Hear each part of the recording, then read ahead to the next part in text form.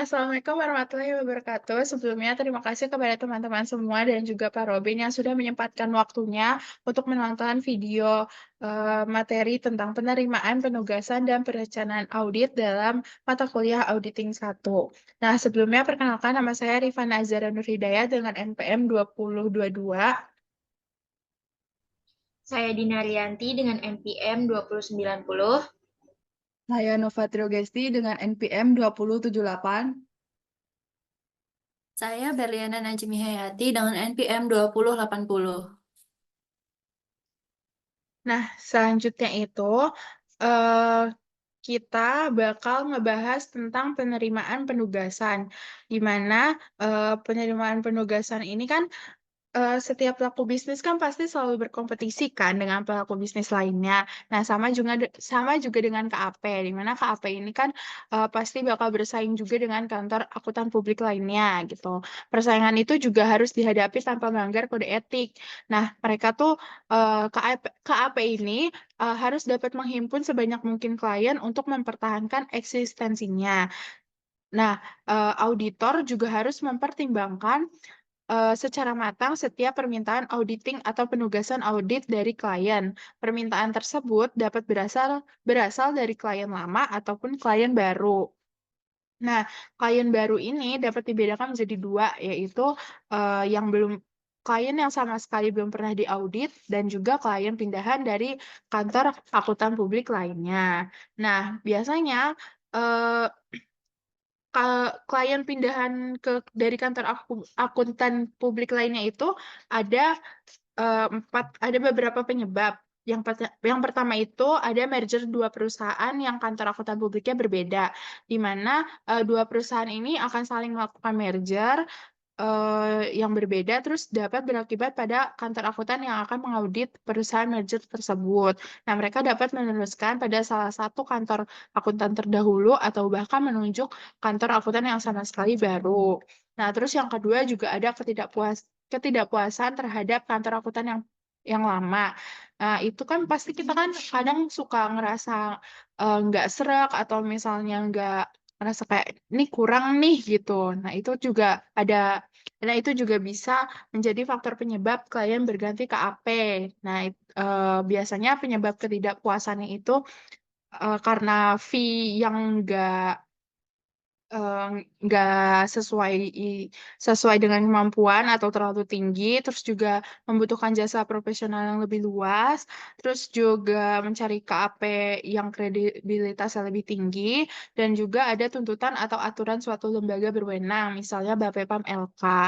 Nah, lalu yang ketiga ada merger antar kantor akuntan publik. Nah, adanya merger dari dua atau lebih kantor akuntan publik ini tuh dapat berakibat berpindahnya klien yang mereka miliki sebelumnya. Biasanya tuh terjadi karena merger KAP tersebut tuh menjadi lebih besar dan tidak dapat mengimbangi keinginan KAP yang merger tersebut mau gitu. Lalu yang keempat ada aturan perundang-undangan atau aturan lainnya. Nah, dari penyebab klien berganti itu, KAP kan pasti mempertimbangkan tuh kan pentingnya menerima tugas gitu. Makanya eh, auditor pun harus mempertimbangkan tiga hal penting. Yang pertama itu ada tanggung jawab terhadap publik, di mana ada independensi, integritas, dan objektivitas. Lalu yang kedua ada tanggung jawab terhadap klien, yaitu melakukan audit dengan kompetisi dan profesional yang tinggi. Lalu yang ketiga ada tanggung jawab terhadap rekan lain profesional, yaitu mengembangkan kehidupan profesi dan kemampuan melayani publik.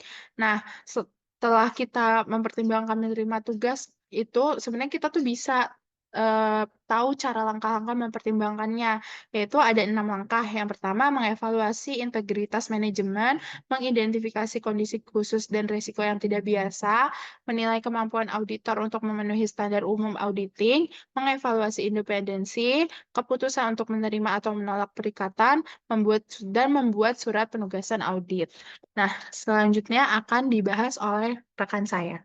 Untuk selanjutnya itu ada mengevaluasi integritas manajemen. Nah, untuk pengevaluasian integritas manajemen ini dilakukan dalam kaitannya dengan peluang terjadinya salah satu salah saji material pada laporan keuangan akibat kekeliruan,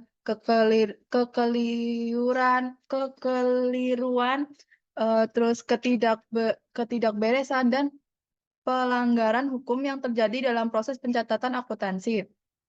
Terus di dalam pengevaluasi integritas manajemen ini ada beberapa sumber yang kaitannya dengan jenis klien, yaitu pertama ada klien baru yang pernah diaudit kantor akuntan publik klien. Nah, di sini itu untuk memperoleh informasi mengenai integritas manajemen, auditor sebagai auditor pengganti harus mengambil inisiatif untuk berkomunikasi auditor klien sebelumnya atau auditor pendahulu. Nah, komunikasi antar auditor tersebut dapat dilakukan baik secara lisan maupun tertulis. Walaupun komunikasi tersebut dapat dilakukan sesudah menerima penugasan, namun usahakan untuk melakukan sebelum menerima penugasan. Komunikasi ini harus dilakukan setelah memperoleh izin klien. Auditor perlu meminta klien untuk memberi wewenang kepada auditor terdahulu agar dapat memberikan respon penuh terhadap pertanyaan yang diajukan auditor. Terus yang selanjutnya itu ada hal-hal yang perlu diselidiki oleh auditor meliputi 1. Integritas manajemen, 2. Perbedaan pendapat dengan manajemen mengenai prinsip akuntansi dan prosedur audit. Yang ketiga itu ada pengetahuan kantor akuntan publik terdahulu tentang alasan klien berganti auditor. Yang keempat, kesulitan-kesulitan yang ditemui auditor terdahulu dalam mengaudit klien. Yang terus untuk selanjutnya itu ada klien baru yang belum pernah diaudit. Nah, di dalam klien baru yang belum pernah diaudit ini, seperti halnya dalam pengevaluasian integritas manajemen terhadap klien baru yang pernah diaudit. Jadi, auditor dapat mengajukan pertanyaan kepada pihak ketiga untuk menilai integritas manajemen. Nah, pihak ketiga ini meliputi bankir, konsultan hukum, pejabat lembaga pemerintah terkait, dan masyarakat bisnis yang berhubungan dengan klien. Terus yang ketiga ada klien lama. Klien lama ini auditor dapat menelaah kembali pengalamannya dalam menilai integritas manajemen. Auditor perlu menyelidiki apakah ada kekeliruan dan ketidakberesan dan pelanggaran hukum yang ditemukan dalam audit sebelumnya. Nah, untuk selanjutnya itu ada mengidentifikasi kondisi khusus dan risiko yang tidak biasa. Ada 3 langkah yang dilakukan untuk mengidentifikasi kondisi khusus dan risiko yang tidak biasa, yaitu pertama mengidentifikasi pemakai laporan keuangan auditan, yang kedua ada menentukan prospek stabilitas hukum dan keuangan, yang ketiga itu ada mengevaluasi auditabilitas satuan usaha.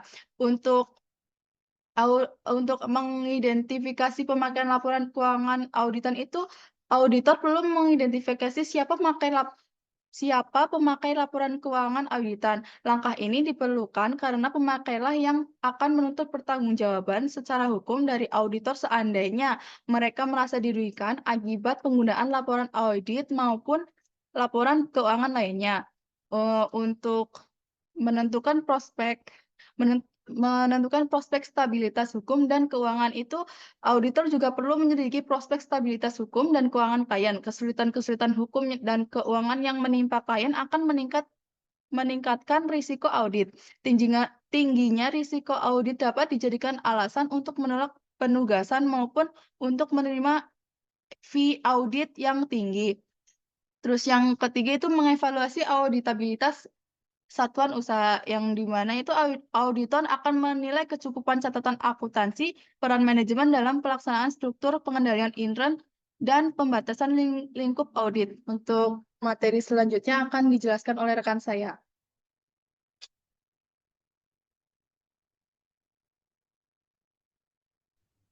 Nah, selanjutnya yaitu ada menilai kemampuan untuk memenuhi standar umum auditing. Nah, dalam menilai kemampuan ini ada 4 langkah. Yang pertama ada penentuan kompetensi, ada pempertimbangan kebutuhan, ada pengevaluasian independensi, dan penentuan ketentuan.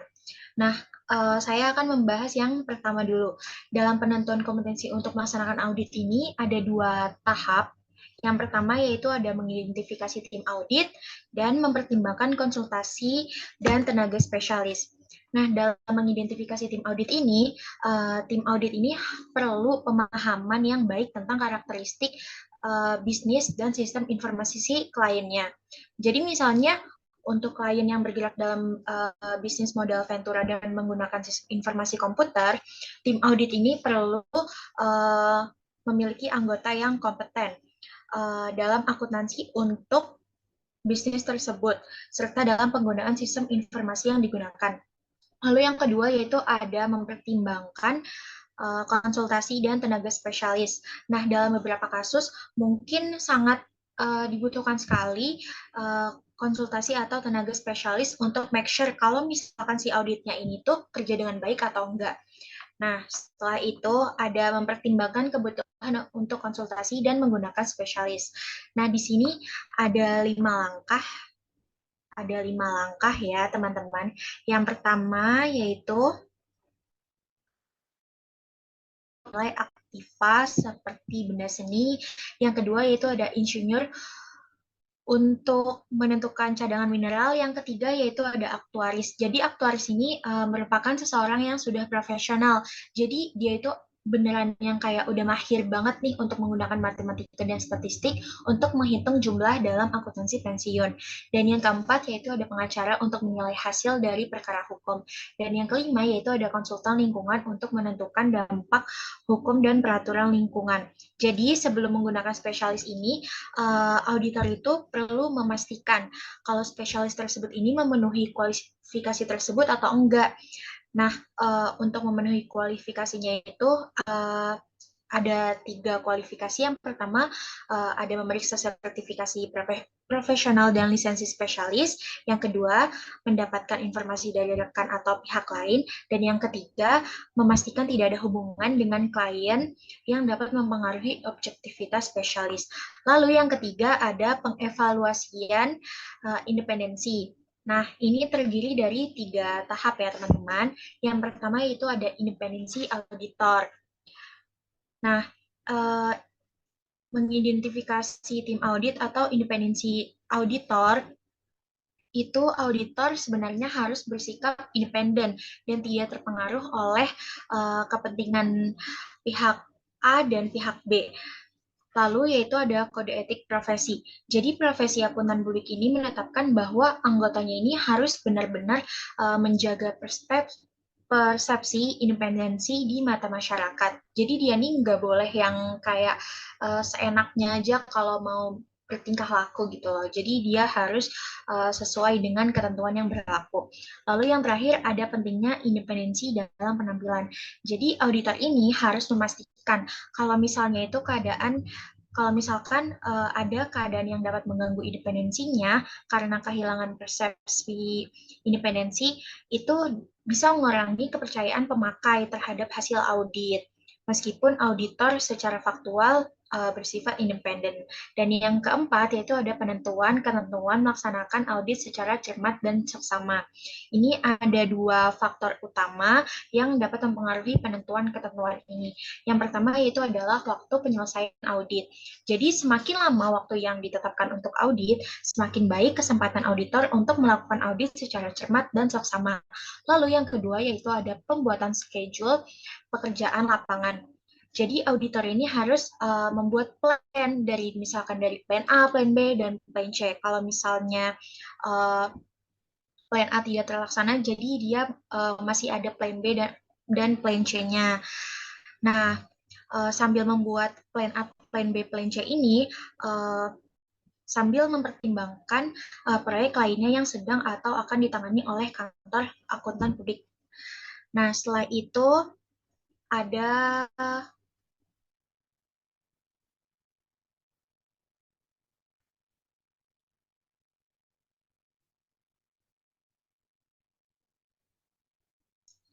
setelah itu ada keputusan. Nah, setelah itu ada keputusan untuk menerima atau menolak audit.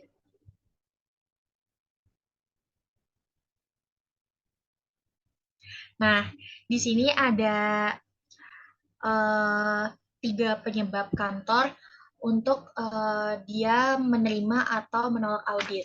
Yang pertama itu ada kekhawatiran mengenai integritas manajemen atau penahanan bukti yang tampak selama audit. Jadi selama audit ini, auditor ini menemukan misalnya si auditor ini menemukan bahwa manajemen perusahaan itu seringkali menunda penyerahan dokumen yang diminta dan memberikan penjelasan yang tidak konsisten terkait dengan pekerjaannya.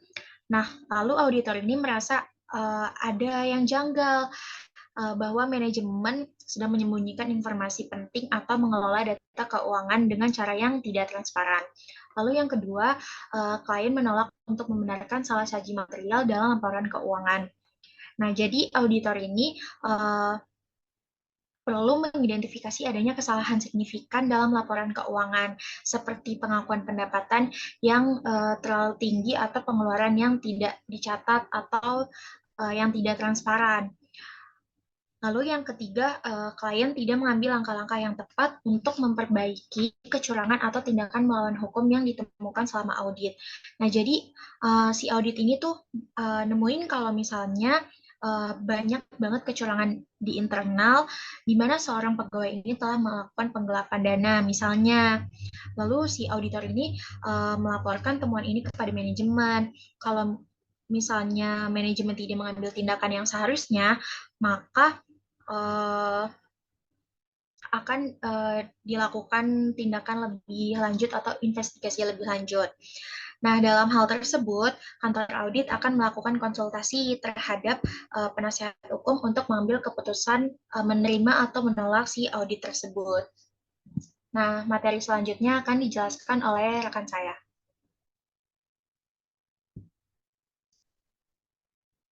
Selanjutnya ada menyiapkan surat penugasan audit. Yang menyiapkan surat penugasan audit ini dibagi menjadi 4, yaitu yang pertama fungsi.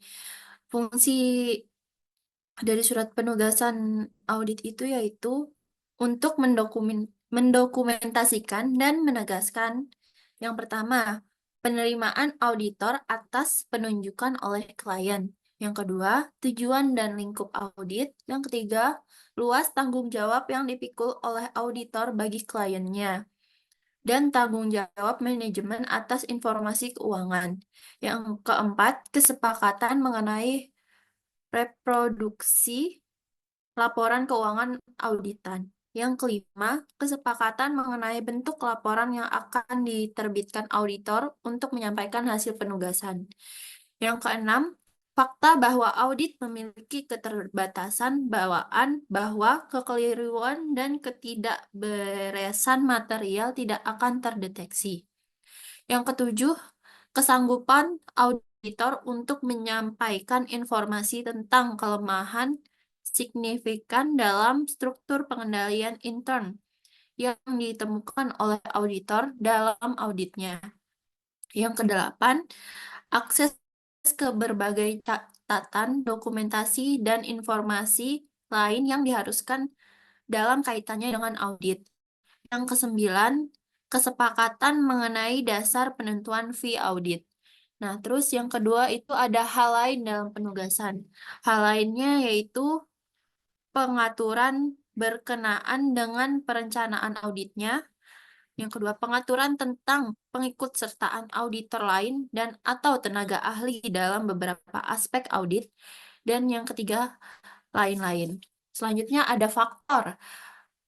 Ada beberapa faktor yang menyebabkan auditor memutuskan pengiriman surat penugasan audit baru, yaitu satu, adanya petunjuk bahwa klien salah paham mengenai tujuan dan lingkup audit.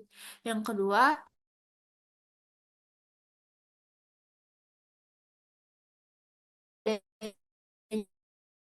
syarat-syarat penugasan yang direlevan signifikan dalam sifat dan ukuran bisnis klien. Yang kelima, persyaratan hukum. Dan yang terakhir ada waktu penerimaan penugasan. Waktu penerimaan penugasan oleh auditor dapat dilakukan sebelum maupun sesudah tutup buku. Bila penerimaan penugasan dilakukan sebelum tutup buku, maka auditor dapat dengan leluasa merencanakan program audit.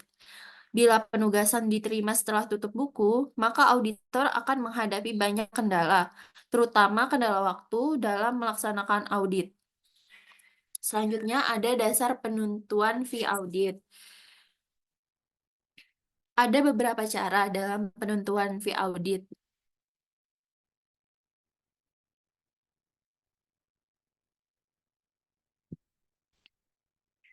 Yang pertama, per diem basis.